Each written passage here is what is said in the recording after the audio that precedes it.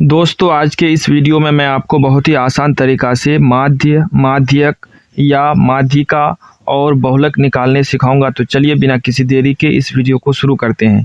दोस्तों सबसे पहले हम लोग यहाँ पर माध्य निकालना सीखेंगे। तो यहाँ पर क्वेश्चन है, निम्न संख्याओं का माध्य ज्ञात करें। तो दोस्तों यहाँ पर संख्या के रूप में है 2, 4, 1, 7, 6। इन सभी संख्याओं का हम लोग माध्य निकालना सीखेंगे। तो सबसे पहले दोस्तों यहाँ पर हम लोग लिखेंगे हल। हल लिखने के बाद अब यहाँ पर हम लोग सबसे पहले माध्य का सूत्र लिखेंगे। तो माध्य का सूत्र होता है माध्य बराबर सभी प्रेक्षणों का योग।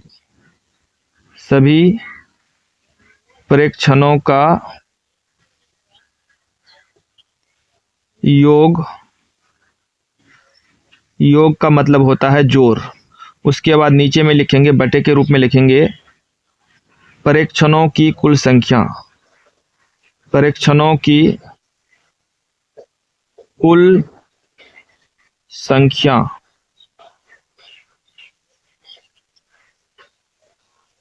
अब दोस्तों यहाँ पर ध्यान से समझिए, सबसे पहले यहाँ पर हम लोग बराबर का निशान दे देंगे। सभी प्रेक्षणों का योग का मतलब है इन सभी संख्याओं को हम लोग आपस में जोड़ देंगे।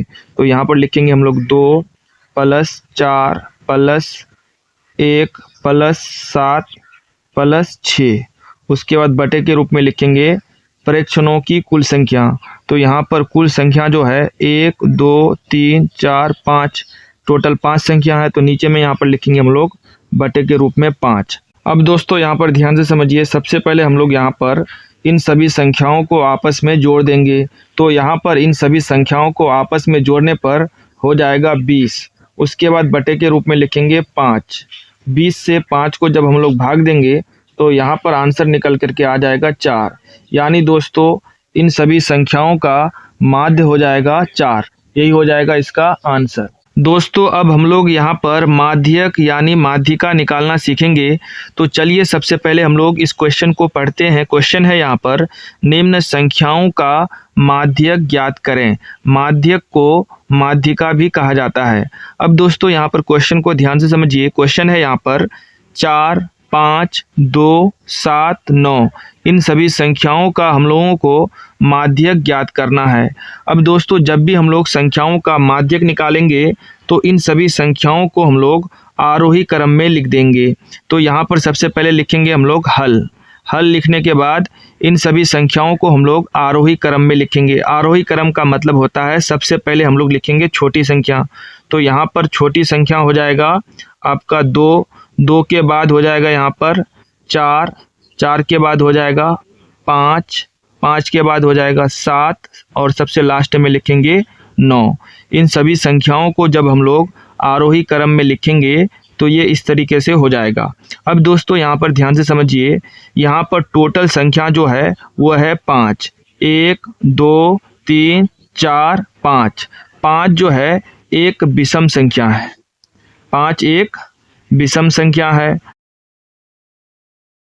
5 एक विषम संख्या है। तो अब यहाँ पर हम लोगों को क्या करना है कि जितना संख्या इधर लेंगे उतना संख्या उधर लेंगे। यानी अगर इधर लेंगे हम लोग 2 संख्या तो उधर भी हम लोग 2 संख्या लेंगे। अगर इधर हम लोग 3 संख्या लेते तो उधर भी 3 संख्या आना चाहिए और बीच में एक संख्या हम लोग छोड़ देंगे, क्योंकि 5 जो है एक विषम संख्या है। अगर हम लोग इधर 2 संख्या करके लेंगे तो इधर भी हम लोग 2 संख्या करके लेंगे। तो यहाँ पर बीच में ये जो संख्या बचेगा यही हो जाएगा माध्यक। यानी माध्यक बराबर हो जाएगा 5। यही हो जाएगा इसका आंसर। दोस्तों फिर से यहाँ पर एक बार समझिए, इन सभी संख्याओं को जब हम लोग गिनेंगे तो यहाँ पर टोटल हो जाएगा 5। 5 जो है एक विषम संख्या है। अब यहाँ पर क्या करना है, जब भी विषम संख्या होगा तो सबसे पहले क्या करना है कि जितना संख्या इधर लेंगे उतना संख्या उधर ले लेंगे और बीच में एक संख्या छोड़ देंगे। बीच में जो संख्या बचेगा वही हो जाएगा माध्यक या माध्यिका। तो यहाँ पर माध्यक या माध्यिका हो जाएगा 5। यही हो जाएगा इसका आंसर। चलिए दोस्तों अब हम लोग यहाँ पर माध्यक निकालने का दूसरा क्वेश्चन को समझते हैं। अब दोस्तों यहाँ पर हम लोग माध्यक निकालने का दूसरा क्वेश्चन को ध्यान से समझते हैं। सबसे पहले यहाँ पर हम लोग लिखेंगे हल। हल लिखने के बाद इन सभी संख्याओं को हम लोग आरोही क्रम में लिखेंगे। आरोही क्रम में जब भी किसी संख्या को लिखेंगे तो सबसे पहले छोटी संख्या लिखेंगे, उसके बाद उससे बड़ी संख्या लिखेंगे, फिर उसके बाद उससे बड़ी संख्या लिखेंगे और सबसे लास्ट में सबसे बड़ी संख्या को लिखेंगे। तो चलिए सबसे पहले हम लोग इन सभी संख्याओं को आरोही क्रम में लिखते हैं। तो यहाँ पर सबसे छोटी संख्या है 1, 1 के बाद लिखेंगे 3, 3 के बाद हो जाएगा 4, 4 से बड़ी संख्या है यहाँ पर 5, उसके बाद लिखेंगे 6 और सबसे लास्ट में लिखेंगे 10। अब दोस्तों यहाँ पर ध्यान से समझिए, क्योंकि इन सभी संख्याओं का हम लोगों को माध्यक यानी माध्यिका निकालना है, तो सबसे पहले हम लोग क्या करेंगे, इन सभी संख्याओं का गिनती करेंगे। तो यहाँ पर टोटल संख्या हो जाएगा 1, 2, 3, 4, 5, 6।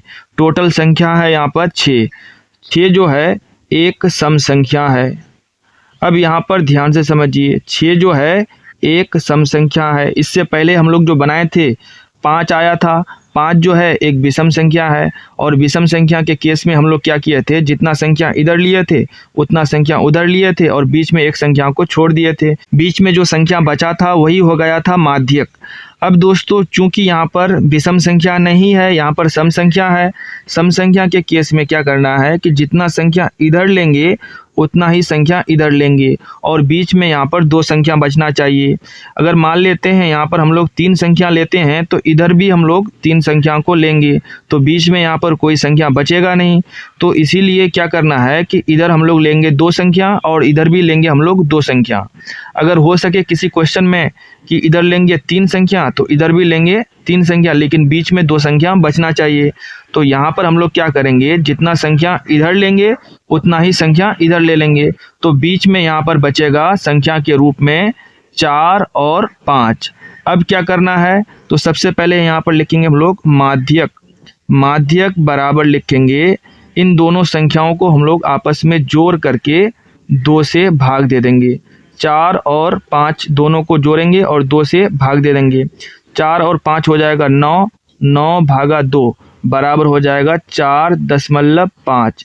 यही हो जाएगा आंसर। यानी दोस्तों इन सभी संख्याओं का माध्यक यानी माध्यिका हो जाएगा 4.5। यही हो जाएगा इसका आंसर। चलिए दोस्तों अब हम लोग यहाँ पर बहुलक को निकालना सीखते हैं। चलिए दोस्तों अब हम लोग यहाँ पर इन सभी संख्याओं का बहुलक निकालना सीखते हैं। तो सबसे पहले क्या करना है, इन सभी संख्याओं को ध्यान से देख लेना है। तो यहाँ पर संख्या के रूप में है 2, 1, 2, 2, 4, 7, 4। तो सबसे पहले क्या करना है, सबसे पहले यहाँ पर लिखना है हल। हल लिखने के बाद ध्यान से समझना है कि यहाँ पर संख्या के रूप में क्या क्या है। तो यहाँ पर संख्या के रूप में है 1, 1 के बाद है 2, 2 के बाद है 4 और 4 के बाद है यहाँ पर 7। अब यहाँ पर गिनती करना है कि 1 जो है कितनी बार आया है। यहाँ पर 1 जो है 1 बार आया है। उसके बाद 2 जो है 1, 2, 3 बार आया है।